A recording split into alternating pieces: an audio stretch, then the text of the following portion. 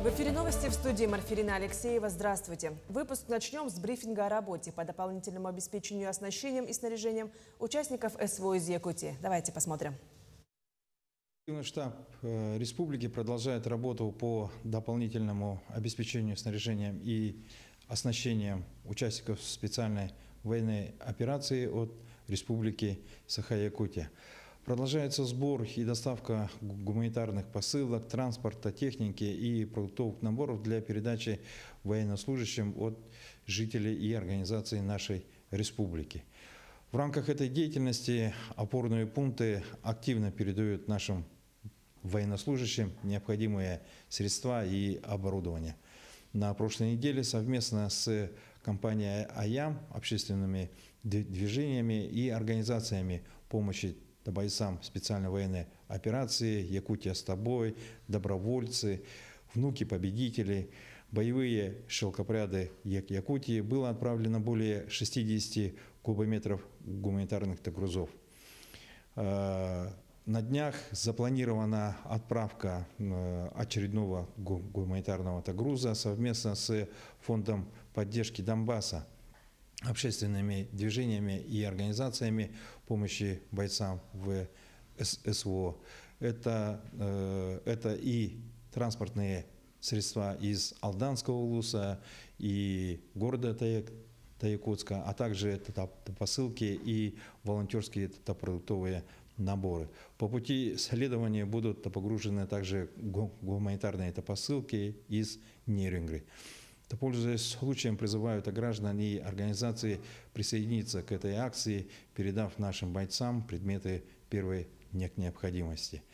В целом, с начала года транспортные компании выполнили порядка 30 рейсов и доставили порядка 90 единиц техники и гуманитарных грузов. Мероприятия по дополнительному обеспечению участников специальной военной операции снаряжением и оснащением продолжаются. Далее перейдем к новостям. Озвучу основные темы к этому часу. Минпросвещение разрабатывает новые учебники для школьников с ОВЗ. Утиные истории на якутский лад. Подсадная утка обрела свободу. Расскажем подробности интересного случая. Презентовали экипировку организаторов спартакиады по национальным видам спорта «Манчары». Покажем, какая будет форма в этом году.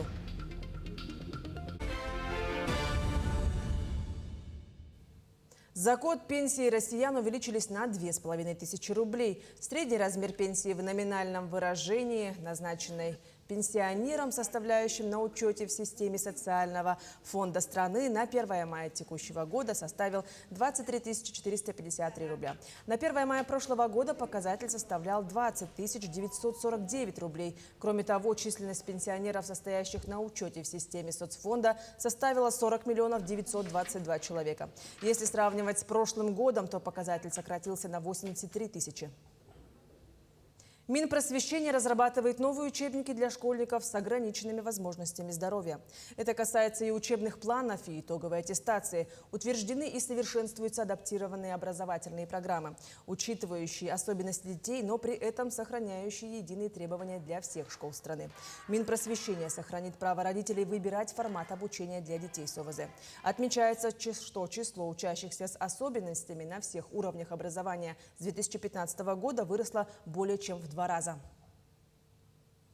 Сегодня на коллегии Министерства транспорта и дорожного хозяйства обсуждается один из главных вопросов сохранения дорожного полотна на федеральных и республиканских трассах.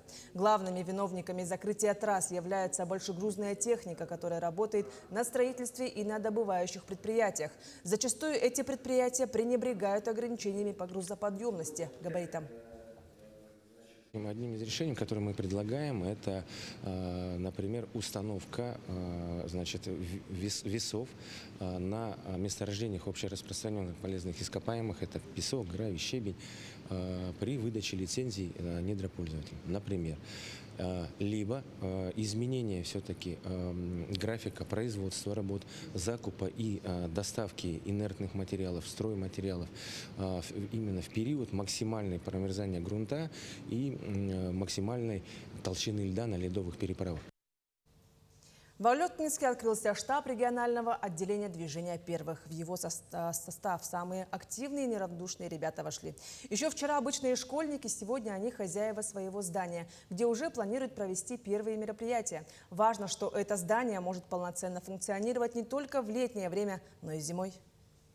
Новоселье отмечают юные. На территории городского парка уже официально начал свою работу штаб Всероссийского движения первых. Открытие и первое мероприятие. Мероприятие это мы посвящаем Дню молодежи в России. Это будет квиз-игра. Молодежь города Алёкминска называется. И дискотека. Свое помещение движению выделила администрация города. Здесь уверены, молодежь – надежные хозяева. Церемония открытия кратка.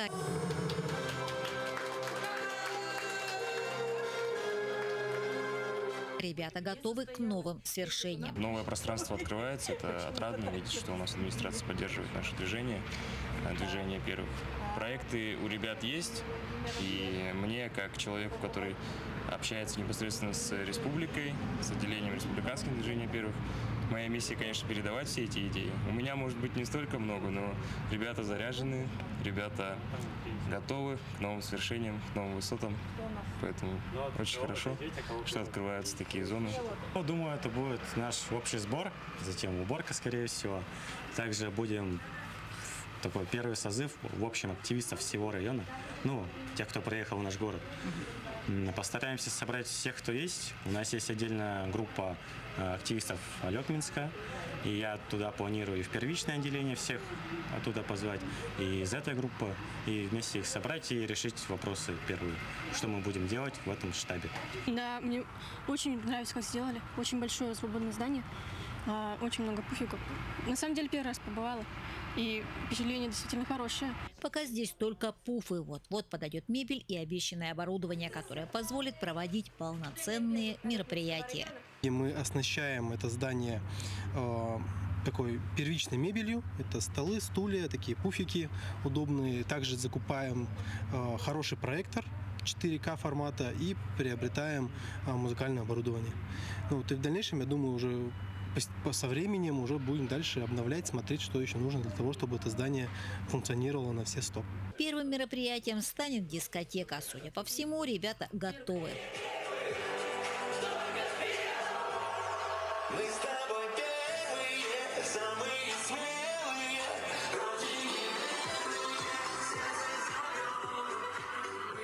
Елена Фаст, Максим Копылов, Алёкминск. Утиные истории на якутский лад. Весной начинается сезон охоты на уток, традиционного мясного ингредиента кухни народа Саха.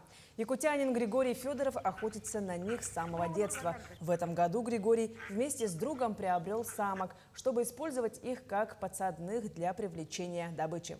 Приехав с охоты, Григорий оставил утку у себя, но в один день птица обзавелась ухажером, самцом дикой кряквы. Так появились яйца, а после вылупились утята. Посовещавшись с семьей, Григорий принял решение отпустить птицу с детьми на озеро Сайсары в дань уважения природе. История хорошо кончилась.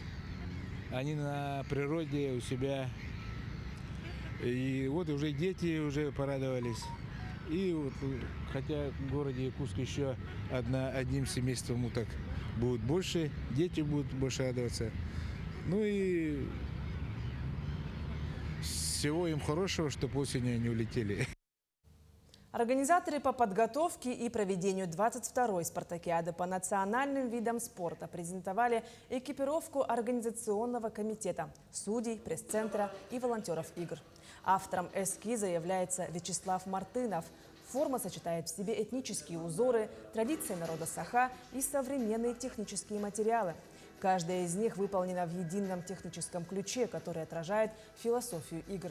Главный символ победы – медали и кубок выполнены также в якутском стиле. На лицевой стороне медали объемные манчары на белом коне, а на обороте – эмблема игр и паттерн села Тата. Напомним, что спортивные соревнования состоятся с 7 по 12 июля в селе Итыкёль.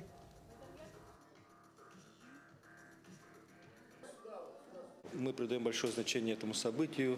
Это не только спортивное мероприятие, но и это культурное событие в общественной жизни нашей республики.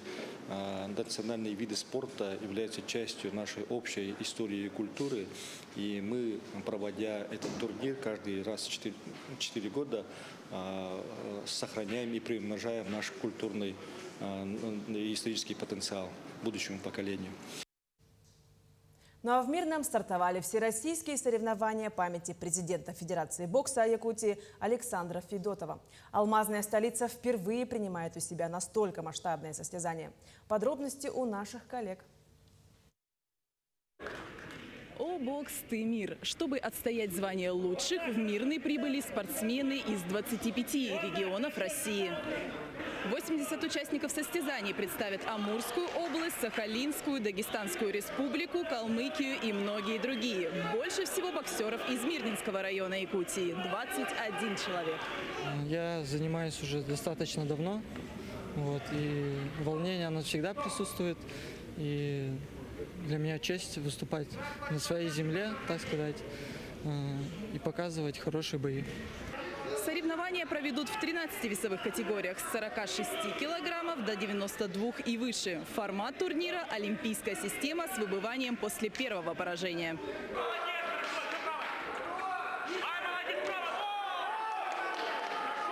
Эти соревнования – отбор к предстоящему чемпионату России. Путевку на главный старт страны разыграют в каждой весовой категории. Также участники получат денежное вознаграждение. Призовой фонд соревнований – 2 миллиона рублей. Мы в Мирнинском районе уделяем большое внимание развитию спорта и физической культуры. Этому способствуют и весомые премии, которые мы выплачиваем нашим лучшим спортсменам по итогам года за высокие спортивные результаты. И материально-техническая база наших спортивных учреждений. Состязания пройдут с 1 по 5 июля в Кимберлите. Здесь ждут всех желающих посмотреть зрелищные сражения. Вход свободный. А для тех, кто хочет попробовать научиться боксировать, звездные гости соревнований проведут мастер-классы. Это олимпийские чемпионы Александр Поветкин, Александр Лебзяк, Олег Саитов и серебряный призер чемпионата мира Василий Егоров. 3 июля в 11 на городской площади мирницы встретятся с Василием Егоровым. А 6 числа, тоже в 11, но уже на Триумфе, можно будет побоксировать с остальными олимпийскими чемпионами. Елизавета Седых, Александр Еремин, медиакомпания «Алмазный край». К этому часу это вся информация. Ну а я с вами прощаюсь. Всего хорошего и до встречи в эфире.